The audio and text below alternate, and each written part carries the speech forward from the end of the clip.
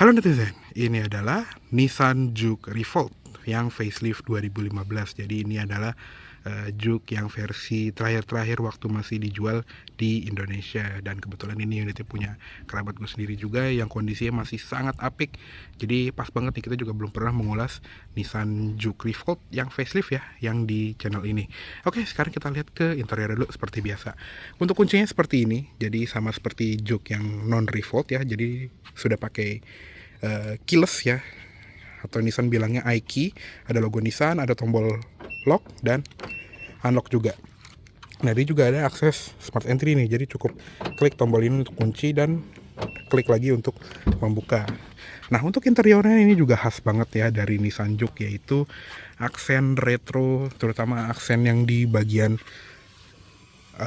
tengah ya. Jadi center konsolnya ini tuh ada dua versi, ada yang warna merah seperti ini dan ada juga yang warna grey atau abu-abu. Dan ini kalau kata desainernya Nissan itu terinspirasi dari tangki sebuah motor bike yang sport gitu ya. Nah, untuk yang versi Revolt ini dia joknya juga sudah kulit, aksennya perforated, dan di bagian pinggirnya juga ada jahitannya ya. Dan di bagian sini juga ada kayak emboss logo Juke. Untuk pengaturannya dia masih manual, ada height adjuster, recline, dan sliding di bagian sini. Oke, langsung kita masuk aja. Nah, sekarang kita nyalain aja. Di bagian sini juga ada injek start button, jadi cukup injek rem dan tekan start button di sini untuk menyalakan mesinnya. Nah, masih halus banget, ada dial shiftnya juga. Oke, sekarang kita tutup dulu pintunya. Oke, sekarang kita sudah berada di interiornya Nissan Juke Revolt ya. Jadi sudah lama banget nih nggak ngulas Nissan Juke di channel ini. Terakhir itu di tahun 2017 kalau nggak salah. Nah, untuk interiornya sini juga mirip seperti Nissan Juke yang versi lainnya gitu ya. Kayak setirnya ini masih sama, dia sudah dilapis kulit, dan pengaturannya itu dia bisa tilt tapi belum bisa teleskopik ya. Oke. Nah, untuk di bagian sebelah kiri juga ada tombol audio steering switch nih. Jadi di sini untuk ganti track, ganti source, angkat telepon, dan voice bukan voice command, volume gitu ya. Dia juga sudah ada airbag pengemudi. Di balik setir juga ada combination switch yang sudah auto headlamp, ada switch fog lamp juga, tapi dia belum ada triple turn signal. Dan di sebelah kiri juga ada tuas wiper yang ada intermittent timer tapi belum auto wiper ya. Nah, untuk instrument clusternya ini juga mirip seperti instrument clusternya Nissan Grand Livina yang terakhir ya, yang L11. Jadi di sebelah kiri ada tachometer, di sebelah kanan ada speedometer, dan di tengahnya ada MID yang berbentuk kayak segitiga gitu. Di sini ada banyak nih informasinya, ada odometer tuh baru 34.000 km, udah hampir 10 tahun masih terjaga dengan baik. Dan di juga ada kayak meteran untuk temperature gauge, fuel gauge, di tengah bawahnya itu ada gear indicator, dan di sini untuk brightness panel instrumennya bisa diredupin seperti ini. Nah, ini yang paling terang. Nah, dia juga ada satuan konsumsi BBM rata-rata, tapi dia liter per 100 km ya. Terus ada jam digital juga, trip A, trip B, konsumsi BBM instan, sisa jarak tempuh, dan balik lagi ke average fuel consumption gitu ya. Jadi lumayan informatif lah untuk di zaman ini. Oke, lanjut lagi ke sebelah kanannya sini. Dia ada ventilasi AC yang bisa diputar 360 derajat gini dan bisa ditutup juga. Sama dia juga ada aksen silvernya gitu ya, biar manis. Dan ada tuas untuk mengatur spion yang juga ada auto foldingnya. Jadi kalau kita set di auto lalu kita lock gitu mobilnya, spionnya akan otomatis terlipat. Di sini ada dua tombol kosong, ada kayak semacam slot untuk card holder mungkinnya kalau di Jepangnya. Ada tuas untuk membuka kap mesin dan tangki BBM, dan untuk pedalnya juga masih model gantung, serta ada footrest di sebelah kiri gitu ya, tapi nggak yang nongol banget gitu. Nah, untuk di bagian door trimnya ini juga mostly plastik keras, kecuali di bagian armrest dia bahannya tuh kayak fabric yang mesh sporty warna merah seperti ini. Untuk di sini juga ada switch untuk power window dan power lock gitu ya. Dia juga ada anti jepitnya. Lalu di bagian handle-nya ini juga common parts dari Nissan yang lain, dan juga chrome ya bahannya.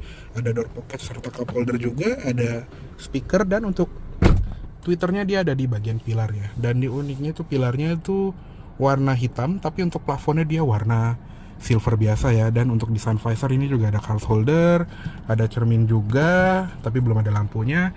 Spion tengah dia manual dimming biasa, dan untuk lampu baca ini juga kayak di Serena atau mungkin di mobil-mobil Nissan yang lain ya, dia juga masih bohlam. Nah untuk di sun visor yang sebelah kiri cuma ada cerminnya doang, tapi nggak ada card holder. Nah untuk desain dari kaca depannya si Juke ini juga unik ya, karena desainernya tuh bikin kayak agak curve ya, jadi serasa kayak di dalam Mini Cooper atau kayak berasa lagi pakai helm gitu. Jadi emang desainernya tuh bilang kalau curve windscreen-nya ini supaya kita kayak lagi pakai helm balap gitu ya. Jadi cukup unik juga. Nah lanjut ke bagian tengah, di sini ada tombol lampu hazard yang di tengah-tengah banget. Nah untuk head unitnya ini juga masih head unit orinya nih. Jadi di zaman ini udah oke lah, ada Bluetooth, radio, USB, SD card, tapi udah nggak ada CD lagi ya rupanya. Terus masih ada DVD, jadi mungkin tilt screen gitu ya. Dan ada voice recognition juga, tapi bukan yang kayak buat kayak buat Siri ya mungkin. Dan dia juga ada kamera mundur yang masih originalnya, jadi masih jernih banget. Dan di sebelah kanan dan kirinya juga ada ventilasi AC. Nah untuk di bagian bawah sini juga ada panel climate controlnya, jadi dia sudah automatic climate control. Di sini ada autonya, dia single zone. Untuk suhu paling dinginnya di 18 derajat, paling panasnya itu di 32 derajat. Jadi sudah ada heater, dan dia juga lengkap ya. Zona AC-nya bisa ke kaki, bisa ke kaca depan juga. Terus dia juga ada sirkulasi udara di sini, ada defogger depan dan belakang. Dan uniknya kalau dari Juke itu adalah di mode-nya ini. Jadi panel climate control ini bisa berubah fungsi menjadi drive mode-nya. Jadi tombol-tombol itu berubah gitu, yang tadinya buat AC dia sekarang jadi mode berkendara. Ada normal, sport, dan ada eco juga. Di sini juga ada tampilannya. Kalau eco tuh engine-nya eco, CVT dan climate-nya juga eco. Kalau di sport dia juga jadi sport. Terus di sini kayak power meter gitu ya, yang kalau misalnya kita lagi jalan terus kita gas, nanti dia akan naik sendiri si gauge di bagian sini. Nah dia juga ada setupnya nih, jadi untuk brightness display yang di tengah ini bisa diatur sendiri. Terus ada button brightness, pilih bahasa, satuan konsumsi BBM juga bisa diganti dari kilometer ke miles. Terus ada apa lagi nih, ganti setting, climate eco, auto interior illumination, dan headlamp sensitivity. Nah, jadi juga ada drive info, jadi kayak kecepatan rata-rata, jarak yang udah kita berkendara gitu ya. Terus ada jam kita udah berkendara berapa lama. Terus ada rekor untuk fuel economy juga dari reset at start gitu ya. Dan juga ada instant fuel consumption. Dan di bawahnya masih ada display AC lagi kalau kita lagi di bagian di mode ini. Jadi ini atraktif banget waktu zaman dia baru ya. Nah sekarang udah digantiin sama layar yang lebih canggih lagi ya. Nah lanjut lagi ke bagian bawah, dia juga ada open storage di sini, ada power outlet 12 volt, dan untuk tuas transmisinya dia otomatis, jenisnya Xtronic CVT, ada mode drive, terus ada kayak mode sport gitu ya, atau OD off di sini. Jadi nyalanya overdrive gitu ya, dan ada low gear juga. Nah dia juga ada yang manual kalau di luar negeri, ada 2 buah cup holder, parking brake masih manual, dan untuk storage ini juga dia kayak blue drew gitu bahannya, jadi cukup mewah dan masih bisa dilipat juga. Nah untuk di bagian sini juga ada glove box yang ini dalam sekali, bisa muat buku manualnya juga, dan ada airbag untuk penumpang depan. Oke, cukup segitu dulu untuk di bagian kabin depannya dari Nissan Juke Revolt ini. Yuk sekarang kita lihat ke kabin belakang. Oke, sekarang kita lihat ke kabin belakangnya dari Nissan Juke Revolt ini. Nah untuk pembukaan pintunya juga lumayan lebar, tapi nggak selebar jok belakangnya. Jadi ini adalah posisi pengendara gue, tinggi gue 170 cm, dan ini tuh udah kena banget sama si jok depan ya.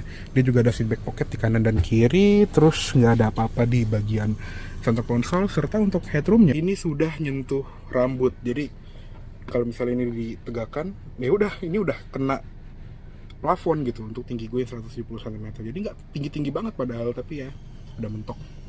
Oke, lanjut lagi di bagian jok belakang ini juga nih bisa kelihatan ya, dari sudutnya itu tegak sekali, tapi dia sengaja udah ada 3 headrest dan 3 seat belt, dan harusnya udah ada isofix ya untuk di zaman ini.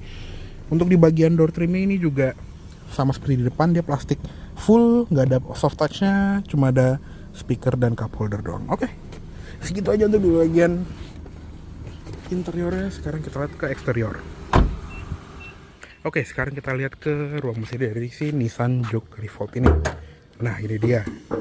Dia menggunakan mesin 1500 cc 4 silinder dengan teknologi CVT-nya Nissan ya. Jadi untuk mesinnya ini sama persis seperti mesin Nissan yang lain gitu ya, kayak Grand Livina, Evalia, atau March yang 1500. Karena ini adalah HR15DE yang sangat legendaris ya. Untuk tenaga juga ya sekitar 107-an horsepower ya, dengan torsi sekitar 140-an Nm. Jadi cukup reasonable untuk di zamannya. Nah, untuk ruang mesin ini juga rapi, cukup rapi lah ya, dan dia juga ada cup yang dicat sampai dalam, tapi emang nggak ada peredamnya aja. Oke, yuk langsung kita tutup aja. Oke, untuk tampilan eksterior dari Nissan Juke Revolt 2015 ini memang love and hate ya. Jadi ada yang suka banget, ada yang nggak suka banget ya. Biasanya kalau yang suka ya beneran beli gitu ya, tapi kalau yang nggak suka biasanya cuman menghujat aja. Tapi ya ini adalah perawalan dari era mobil yang berani gitu ya, yang dimana tuh desainnya tuh nggak konservatif, nggak monoton, tapi mulai berani, ekstrim, sampai orang tuh ada yang benci banget dan ada yang suka banget gitu ya. Nah, untuk yang versi Revolt ini adalah yang versi facelift-nya, jadi grill tuh ada sedikit perbedaan yang nggak terlalu kentara sih emang, dan di bagian bumpernya juga ada berubah dikit, lampunya juga susunannya agak berubah dikit, tapi layoutnya itu tetap sama, yang dimana itu ada 3 tier ya. Jadi yang di bagian atas itu ada lampu senja dan lampu sein, yang di bagian tengah itu ada lampu utamanya, dan di bagian bawah ada fog lampnya. Nah, untuk yang versi facelift ini dia juga udah agak beda susunannya. Jadi untuk yang lampu utamanya itu dia proyektor xenon, high beamnya itu dia halogen gitu ya. Kalau nggak salah yang versi pre-facelift ini itu dia nggak proyektor ya. Dan fog lampnya kalau yang dulunya di pre-facelift itu kayak ada ring biru, kalau fog lampnya mati, di sini udah nggak ada. Jadi fog lampnya memang sama-sama halogen dari dulu. Nah, untuk yang versi Revolt ini juga kayak ada add-on splitter di bagian bawah, terus ada aksen-aksen putih di bagian dekat rumah fog lamp itu, dan yang pastinya ada racing stripe di bagian cup ya, tapi nggak lanjut sampai atap uniknya. Nah, lanjut ke bagian sampingnya. Untuk velg ini sebetulnya sama seperti velgnya Juke yang biasa, cuma dibikin hitam aja sama Nissan gitu ya. Jadi untuk ukurannya dia ring 17, di sini bannya 215/55R17. Untuk rem depan disc brake, belakang tromol, tapi itu yang versi Indonesia gitu ya. Kalau di luar negeri kalau nggak salah dia disc brake depan belakang, dan cuma ada ABS sama EBD doang, belum ada stability control kayak di luar negeri. Nah, untuk di bagian samping, untuk yang versi Revolt ini dia ada side decalnya seperti ini, untuk spionnya juga hitam, dan ada side decal lagi sampai ke belakang gitu ya. Ada talang air juga di bagian atasnya dengan logo Juke, dan ada spoilernya juga nih yang bikin dia beda sama antena short pole. Nah, untuk racing stripe-nya itu juga lanjut lagi di bagian pintu bagasi ya. Nah, untuk di bagian belakang ini lampunya juga sama ekstrim seperti di depan. Dia modelnya tuh kayak V-shape seperti ini, tapi V-shape-nya tidur gitu ya. Nah, di sini juga kesannya tuh kayak ada LED barnya ya, padahal dia nggak ada. Di sini untuk lampu senja masih bohlam, sen sama lampu mundur juga masih bohlam. Nah, untuk di bagian emblem, ada emblem Juke di sebelah kiri, di sebelah kanan ada emblem Pure Drive Xtronic CVT yang ramai banget dulu di Nissan 2015-an ya. Hampir semuanya tuh punya emblem seperti ini. Sensor parkir di belakang 2 titik, ada body kitnya lagi di bagian belakang dengan reflektor di kiri kanan, serta ada kamera mundur di bagian plat nomor, dan lampu plat nomornya masih bohlam ya.